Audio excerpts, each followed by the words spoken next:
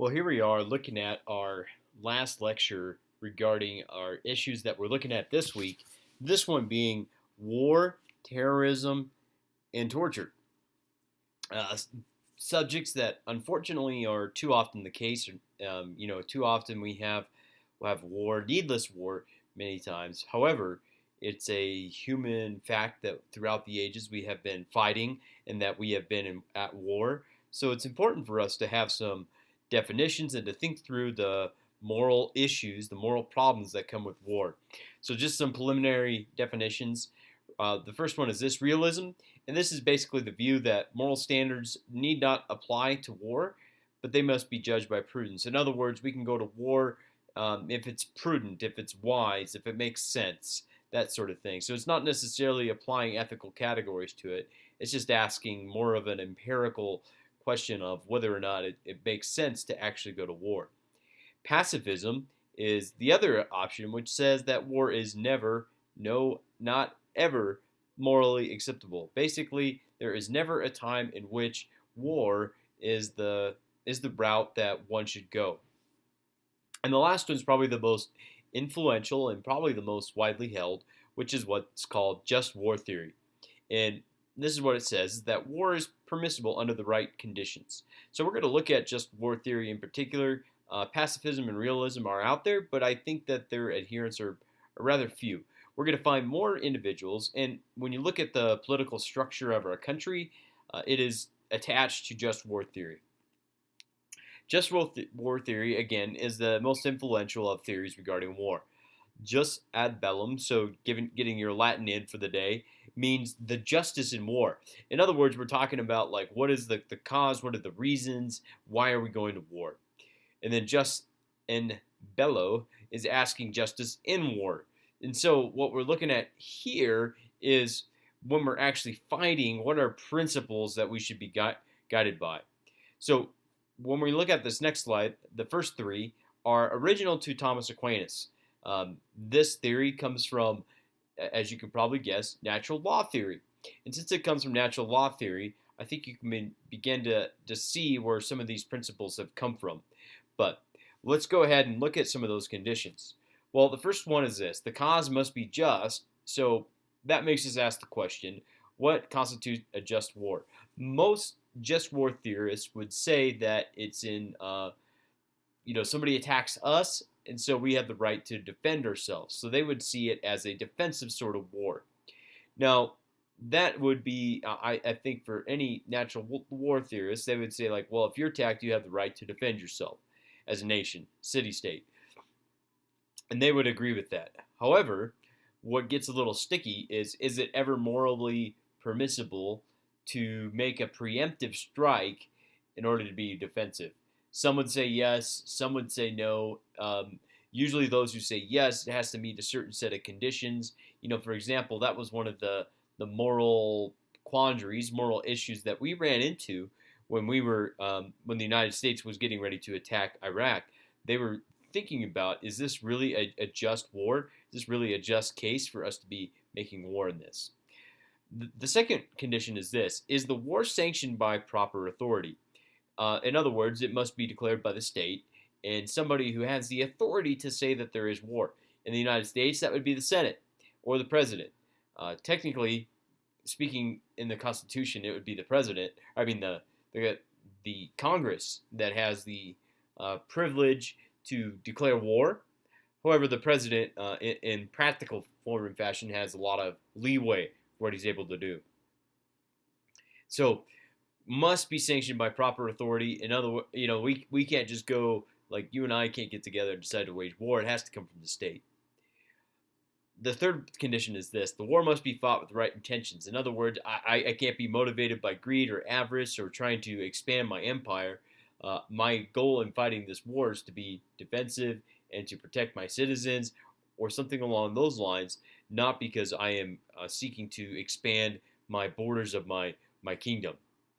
The fourth one is this: armed conflict as a last resort. So these ones have been added by later thinkers in just war thinking. And armed conflict must be as a last resort. So this is saying that all means, diplomacy, threats, political, economic, all that stuff is applied first, and if that stuff doesn't work, then we are allowed to wage war. The fifth condition is this: the good from the war must be proportional to the bad. If the war is going to cause more bad than good, then that war is not permissible. However, if there's going to be equal amounts, or what would be preferable, greater good than bad, then war would be morally permissible.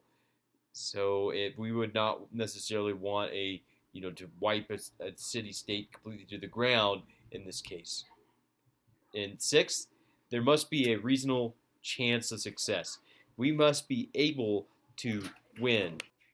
So justice in war. So let's say that we met all the conditions to go to war. Then what is the justice that we have in war when we are actually fighting? So here's some principles for that.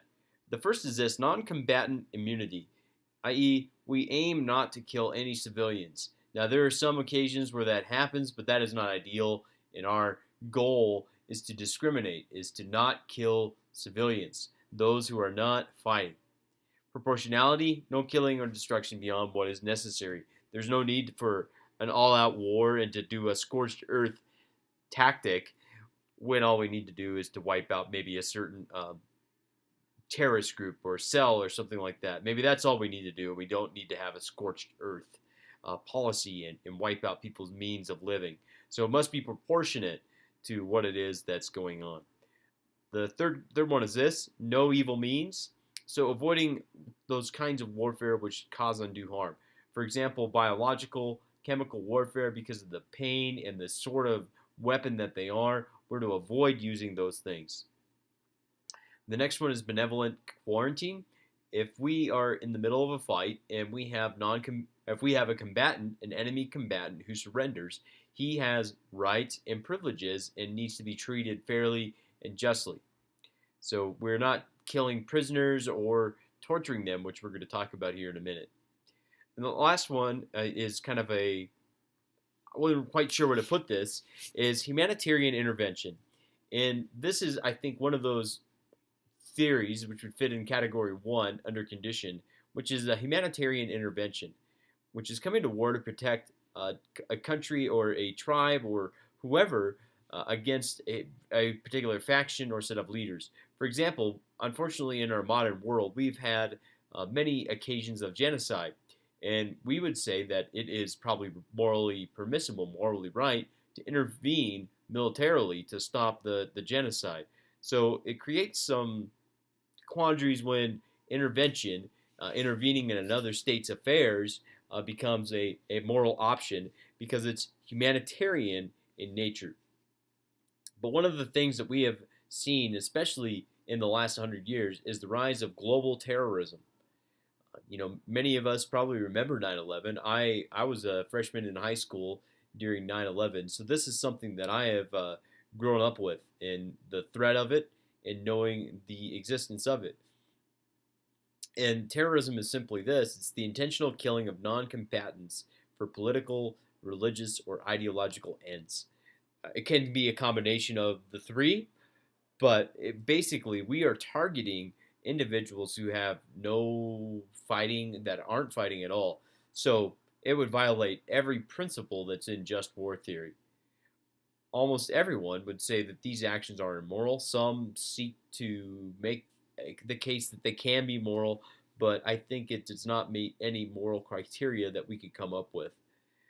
We know that as well, that this religious terrorism in particular is on the rise. Muslim extremism being the form that it takes, the form of the most commonly. And unfortunately, this is too often the case. We have a terrorist attack. It's not just Muslims anymore, though. There have been some that have been motivated by more political or ideological reasons. I believe political, you could look at maybe the Oklahoma City bombing. That would be an example of that. The thing that one of the problems with terrorism is basically they're trying to set it aside and say, look, this is only applies to those who are non-state actors, i.e. those who aren't sanctioned by a particular state, because some people are saying there may be those extreme cases where certain killing of civilians may be uh, happening. For example, when the United States dropped the bombs at Hiroshima and Nagasaki, the United States did that as a nation, and it killed both military and civilian at the same time. So the question would be, was that an act of terrorism? Uh, During the World War II, there was actually a commission formed to study the moral, I guess, quandary or the moral problems of dropping the atomic bomb. Ultimately, the United States decided to do it, decided it was morally permissible.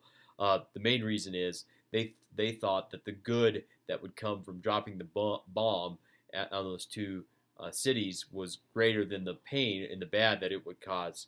And I think they chose those cities for a reason because I don't think were nearly as populated as others. But in the end, it makes you kind of ask that question: was that an act of terrorism? Hard to say, but that was why they had that commission back in the 1940s to study this particular issue. The next one we're going to look at is the issue of non-combatants and torture. So let's say you capture a terrorist or you capture an enemy combatant. Is torture ever permissible? Well, torture is the intentional causing of pain of enemy combatants to punish or extract information. So that makes us ask the question, and I'm no expert on this, but what constitutes torture? Does keeping them awake, playing, I don't know, 6 hours of Katy Perry? What exactly constitutes torture? What's cruel and unusual, and what's just making somebody uncomfortable and maybe more likely to talk? So that's kind of a moral quandary that we get into when we were thinking about torture. How far is too far? What exactly constitutes torture? Well, there's kind of three different options when it comes to torture, because the idea is this: is let's say you have a terrorist that you have captured, and he knows where the next bombing is, and supposedly from what you've heard, that this bombing could kill 10,000 people. How far would you go to extract that information from him? Well, some would say that, well, torture should just be illegal. It doesn't matter that he knows that information, and given that this man is even evil, but we should not stoop to his level and become that evil to extract that information. So it should just be illegal. So that's option one. Option two is torture should be officially illegal, but secretly practiced. So we don't want to make it known to the general public that we're practicing torture, but we may need it in different cases, such as the one I just described. And the third option is torture should be legal in extreme or rare cases like I just described. Now, basically, I think option two ends up not really being a true option when it comes to torture, because it's trying to walk that middle line, which I don't think you can really walk, because eventually you're going to have to say whether or not it should or should not be something that's practiced. But we have to go back to our definition. Okay, what exactly is going to be constituting torture? What might be some permitted avenues of causing discomfort or whatever, but maybe not torture? For example, one of the things that I've heard done is that they'll play music, keep people awake, that sort of thing, in order to help them talk. Now, I'm no interrogation expert, but I do know that our country, United States, does practice those different forms of trying to get some individuals to talk, like keeping them up, playing music, that sort of thing, and just to try to see if they can extract some information from different individuals who they know something important that could change our strategy. So for you, as you're looking at this issue, thinking about it, this would probably make a good position paper if you wanted to focus on torture, whether or not it should or should not be legal. And I think it would be interesting. But anyhow, guys, I hope that this has been informative for you, and as we go into the rest of our week, that you guys can figure out where you lie on this issue.